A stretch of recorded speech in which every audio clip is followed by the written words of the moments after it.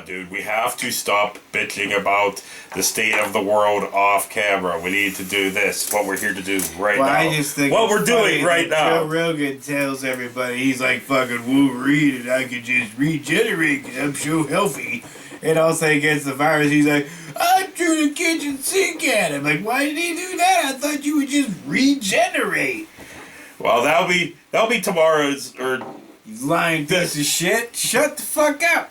Oh, I got a powder and I got a drip and I got a drip. You're a drip, motherfucker. You fucking made people eat bullcock. Shut up.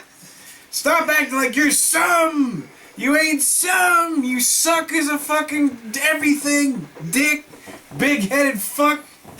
You can tell that our... Stupid fucking asshole. You can tell that our episodes come out sooner than He's gonna get a lot of people killed with dumb shit. Sooner than they used to, because the fucking episode that comes out, or either came out today or comes out tomorrow, depending when I release this, is that same rant is on that as well. I want the Ultimate Warrior to come out from the grave and be like, Joe Rogan, you know? The Macho Man, or no? Well, I mean, you sounded like you were doing Macho Man. Well, they both almost sound the same when they're all coked up. True. But anyway. They got all squinted face and the fucking no. That's Macho Man. And then, you know, fucking Warrior was just like, I can breathe. Fucking breathe. Oh, Jesus, the fucking steroids and the cocaine's in my veins. You know? But anyway. What we're here to do right now is because we got a submission of the second ever... That would be Rogan, but he smokes so much fucking weed and the DMT, shroom, shit. You know, whatever other fucking weird concoctions that fuckers, you know, slam it down his giant head. And why is his head so big? Why is his head so fucking big? It is fucking basketball big. He's like Brainiac. Put a cape on that fuck.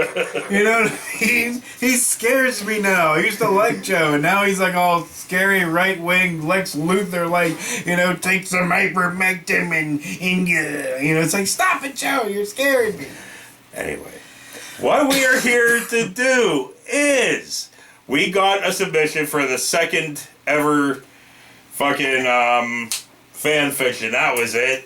Fan fiction. Right. On us. Not evil Joe Rogan, Lex Luthor. And I'll just say now, disclaimer. We haven't watched it yet. Sure. But disclaimer, we just got done filming a fucking Ron movie. So we're going to try to keep our Ron depression out of this. Yeah. But who knows how well that's going to work. Yeah. But anyway, Jason and Skull put way too much time and way too much effort to make a dramatic reading of this fan fiction with like actual editing. It's probably more the effort that I have ever put into any episode ever. But also, I don't know, I haven't watched it yet. Why, that's broad. Yeah. That's broad. Yeah. It's so much better than anything I've ever done. But I haven't seen it. How do you know? Because everything I do is low effort and crap. So anyway, we're going to film a reaction video to this, and we're going to we're going to try to keep the outside world nightmare that is going on out of it, and we're going to try to keep our raw depression out of it. So, yeah. I don't know how long we can keep that going. We're going to try. I mean, this is 16 minutes long. They'll be like, so that's a pretty short time, so we should be able to keep all that crap just to hear at the beginning. The zombies are literally breaking the fucking door down. I mean, you were no, dude. The zombies are attacking school board meetings, not us. Oh, that's true. Not yet. So anyway, I'm just gonna hit play. After they've eaten them alive, they'll come for us, the rational ones. You know, they'll be like, the thinkers, get them. I think it's the first time me and you have ever been referred to as thinkers ever. Well, because we have thoughts that aren't like everybody else's. We don't just think that Joe Biden and Kamala Harris is bad. I'm like, dude, we know he's old. That's all they got. That's all I ever hear. Like, he's so old. I'm like, yeah, I know, dude. He's old as balls. We've had this conversation before on film. He's old as balls. If it's released yet or not. I didn't want him. But we didn't have a fucking choice. Yeah. Your other choice was the fucking great fucking Cheeto in the sky. He would never leave. Dude. No. Dude, your eyes got all wide like a velociraptor. I was gonna fucking go into a rant, but no! We're here to watch fan fiction about us. Because these motherfuckers, they put time and effort into this. So we need to fucking... Outside world was like beating in for a second. He knows. He knows what we do. I Did the episode that just released today, at the time of filming this, what was that? I don't know. You were watching it! The Happy Craptastic. Oh. What was it? I don't know. Some. I have to look at my phone. God damn it! I can't believe both of us are so fucking stupid. We don't even remember what fucking episode released today. I was kind of drinking. Oh, Not a Living Bread. Yeah, Yeah, he knows. If he watched that fucking episode, then he goddamn knows that, like, it just goes. We just goes in 5 seconds, and then it was the rest of it was us bitching. Yeah, I know, but that's the point. They know. But anyway, can we please just hit play on this now? Shit. No. All right, dude. Okay. I'm not ready. I expect you to pay attention to No. this. Not like when we're watching a movie. I'm not ready. I'll expect you to pay attention to this. I don't want to. Okay. You say okay like we're ready? I guess. Okay.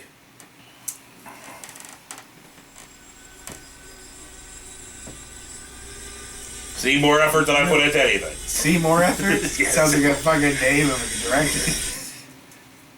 Hello, I'm Jason. Hello. I'm Kmart Dave Thomas.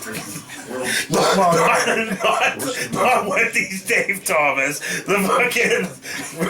The comedian, not the Rick Wendy's. Moranis. Yes. Dave Thomas. Go. See, we should be paying attention to this. I'm not- sorry. Butter, Bird, and all the other characters that I've taken from YouTube for this story. Thank you for inspiring me to get creative, make something fun, put it out there in the world too. Awesome.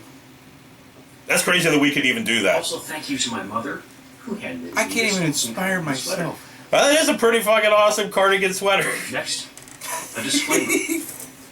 This is a fictional story. It is meant for shock and comedic value. It contains violence, adult situations. It's a horror story. Well, any story involving me and Bird's kind of a horror story. Our lives are a horror story. If you read our story, it'd be a horror story. Well, the twist happens by about the second sentence, so if I give you much, it's just going to give it all away. I step completely out of frame. We do that a lot anyway. So with that in mind, we're just here to have a good time, maybe laugh. Maybe Good, we need it, man. We seriously fucking need it. Right? I encourage you to do what you want to get a little spooky yourself. If I pull my wiener out, Oh, you fucking bastard! Get spooky. No, I don't want to be day drunk. Just film drawn. Yeah, but just film drawn. So, like, I'm already fucking a few shots in. So, my wife said, no day drunk. I can't get it off. I got puss arms. Seriously? Is it twist off? It's a twist off. I'm trying to rip it off.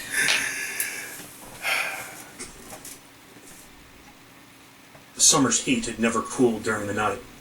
It was still a sweltering 85 degrees. The night was sultry. With humidity as thick as the mosquitoes. The night was In sultry. North Carolina town, which had about as many residents as letters in its name. The birds had not even woken up yet, 3 in the morning, but Ron Kuntz had. Today was a big day. Today he was starting work on his next movie. He'd been struck with new inspiration recently, more than he'd felt in decades. He felt younger, sprier, better. Good for him. Was better since he'd found that book at the gun show. It's a book of ancient Christian wisdom. Oh, more like a self. Necronomicon Ex Porcus.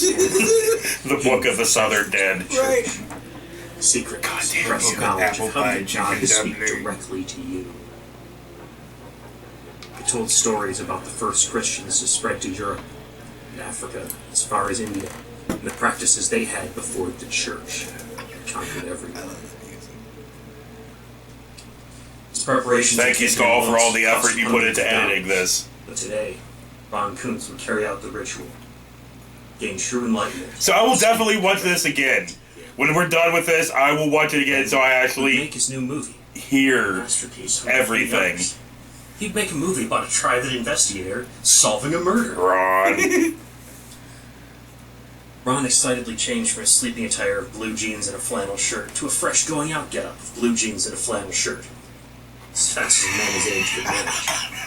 He placed the book at the bottom of a familiar blue canvas bag and chuckled to himself as he dug through his medicine cabinet. my crime. And the rest of his house putting things in his bag. The last of which was his trademark wig. Oh shit, I just realized that was, in the background was fucking Ron versus Ouija Shark. Yeah, I was like, yeah. Ron's imagination took over his... I'm sorry, I was paying attention to Jason at the time. I'm gonna listen to him though. I saw a Ouija shark guy. Look. Years ago to portray this part of the film. It was some of his favorite footage. I forgot I even made that. Ron versus Ouija Shark. Every tool in the shed had been meticulously prepared for this day. The day that Ron Kuntz would speak directly to God and receive divine direction for his directorial dreams. Medicine bundles of sage and tobacco, and other herbs were placed at auspicious locations. Icons of many religions dotted the walls. Didn't know if meth in a pipe. 2 gallon-sized jars reeked, full of gold and liquid, the product of years' work growing Amanita muscaria, feeding them to horses, the closest thing he had to reindeer, and collecting their urine. Drills, chisels, forceps, cauterizing tools gleamed, brand new and sterilized in plastic. A dentist's chair. And I will put the link down to this below in the fucking description and stuff. I know Skull has it set as unlisted right now, but I mean, if you have the link, you can watch it. I mean, it's up to her what she wants to do, make it public or not, but... Sliced and cauterized a square of flesh from the scalp, the hairless skin sizzling like bacon. With a woodworking bit on a drill zip-tied to his homemade halo, Ron drilled a 1-inch hole through his skull, removed the fragment with tweezers. He then alternated drinking from the gallon of God's own equine piss and pouring it into his trepanation-exposed brain. Minutes later, Ron's phone vibrated into his pocket. Dixie played from the tinny speaker. It's like, you definitely know it's goddamn fucking, fiction if Ron has a fucking phone. Right. Through what could That's only just have been rotary. divine inspiration. It was a Cult of Coons episode. A single tap and the video played. As Ron shuffled along with his 2 biggest fans, snarking like assholes at his work, the powerful psychedelics took hold. Ron poured more urine into his Ron brain on and mouth. He psychedelics. wanted some coffee. What a sight. But didn't he bring coffee? Horses. With everything he'd possibly need and more in his crime bag already by the door, he stopped by the house to kiss this gorgeous lady goodbye. She hadn't left the bag in years, not even once since Ron dug her up and put her back there. Ron's mind played out the next scene for him. A stock shot of his maroon Pontiac Grand Am. Nice. Better days. And then a second shot of the same car at a different time of day. As he drove, following the smartphone's step-by-step instructions. That smartphone, my ass. Disassociated more and wrote his movie on the fly.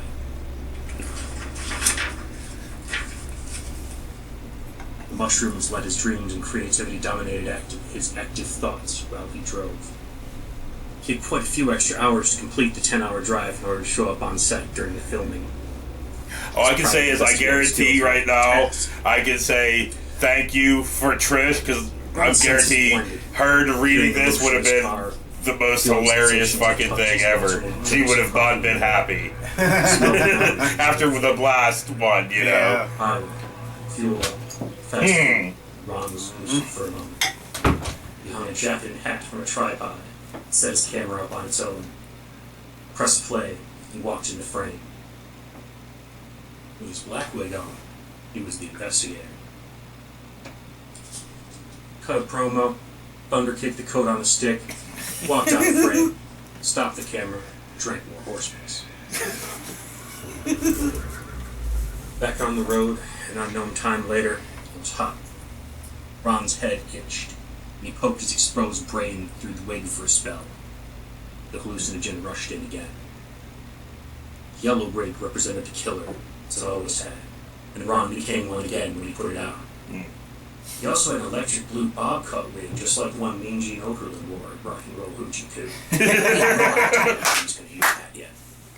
Oh shit. The shade of grove of trees above a bench in a roadside park buzzed with God's blessing so That is hard fucking Ron great. felt it from the road. Trucker cap on his blonde wig. Ron set his blue bag on the table, pressed play on his camera, and stepped into frame. The killer talked slower than Ron usually did. How? Ron lay out his plan to the camera for several minutes, Right. until the effervescent sound of a child's laughter bubbled, like carbonated soda pop on his tongue, and into his brand new third eye. He turned off the camera and sat, silently, watching a mother and daughter take their puppy to the park.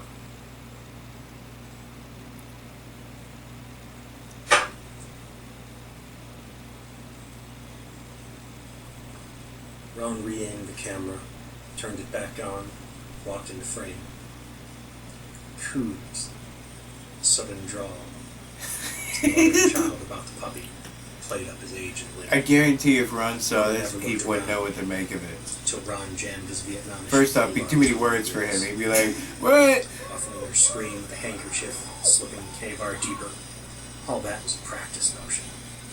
Silencing a child with cloth, not the knife, was new. A 3-pound Pomeranian puppy choked by the full length of its leash as it tried to escape. Ron walked back to the camera thing, shut it off. Dude, yeah, I don't know what Ron would fucking think of this. I mean, if he puts up with all the fucking shit we be fucking saying this, Shit, he might. I don't know. Like, he's like, they talking about me. I think it's just the narcissistic part would take over. Like, it wouldn't matter. Especially if you're tripping on mushroom-laden horse piss with a hole in your skull. Tyranny. Ron Coon's pondered the possibility that he might not have free will at all. Forever. As it turned out, Ron's detective skills were on par with his auto-trepidation ones. Parts was carved in the view of Gutter's house. He split his Xanax between the girl and the dog and waited. The blood moved its way through the blonde wig and scabbed black. The child passed out. Bird arrived. The dog might be dead. Ron wasn't sure. He grabbed it, along with everything else he'd brought, ambled up to the door. The gray concrete sidewalk That kind of squirming fit like that. well with the timing. For the next 2 minutes, every aspect of Ron's plan played out exactly as God told him that it would. Gutter and Bird welcomed him instantly. Didn't question the sleeping child in the story that his granddaughter had let herself and fallen asleep. I think I questioned if Ron just showed up. That shit too, dude. Agreed instantly to let Ron take the event on Like, stop doing that, Scoop! 3 men now sat, 2 of them recording a very different event than the third. Ron had split a morphine a few hours earlier between the child and the dog. And it was at this point the dog stopped breathing. The child, just barely, no. Ron was somehow both aware of his physical presence in the chair and watching from the angle of the camera behind him as he picked up his crime bag from the floor and put it in his lap atop the drugged child. With his right hand, he opened the bag. With his left, he found the K-bar knife, raised it to the girl's ribs. Ron talked slowly for dramatic effect as he revealed the remaining contents of his medium-sized crime bag along with his demands. You know, with the face makeup, but like his face shit, you get like a Ozzy Osbourne feel with a mix of Juggalo. We play a game of soggy cookie, with the winner getting to eat the cookie.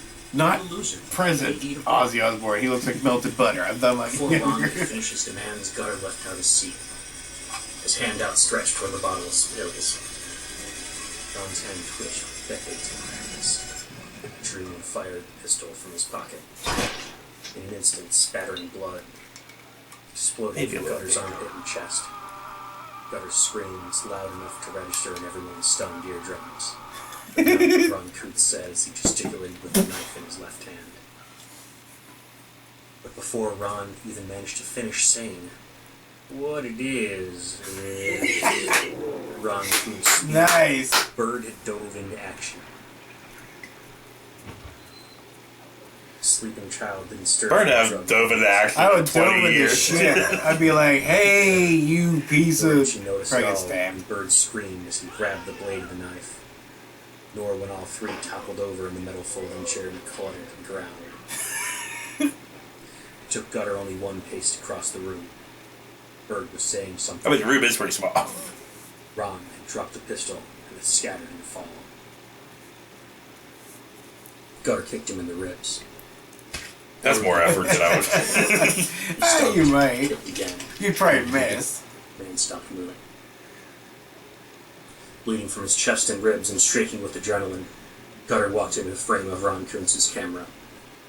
As he reached behind the camera to press the button to stop recording, Showing my front butt and Gutter all. smirked Right. and snickered. At least this motherfucker finally shot some new footage. Nah.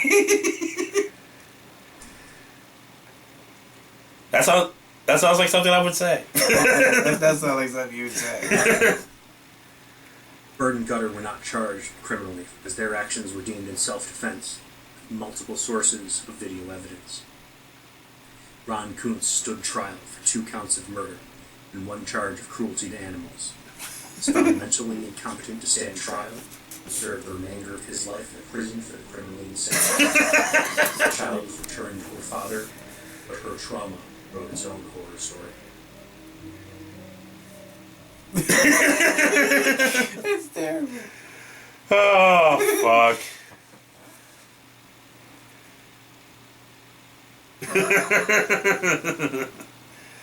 Oh, man. This is fucking awesome. I like it. Thank you guys for all the fucking effort and time and the buying Makers Kuntz. The whole fucking deal. You're welcome, I guess. You know, The font. Yes. The fucking font. Fucking awesome. Thank you, Jason. Thank you, Skull. Thank you, Skull. Because I'm going to put it in the fucking That's awesome. description below. And yeah, it's fucking awesome. 2 completely different kinds of fan fiction. Matt Hawes went for the comedy kind of stereotypical fan fiction. He was kind of like, lampooning. And then this being like a complete just horror fan fiction. Fucking awesome. Awesome. I got nothing. I got nothing except that was really good. Yeah, that was really fucking good. Thank you. Thank you, guys. Thank you. Thank you, guys and gals. See you later. Oh, my ass.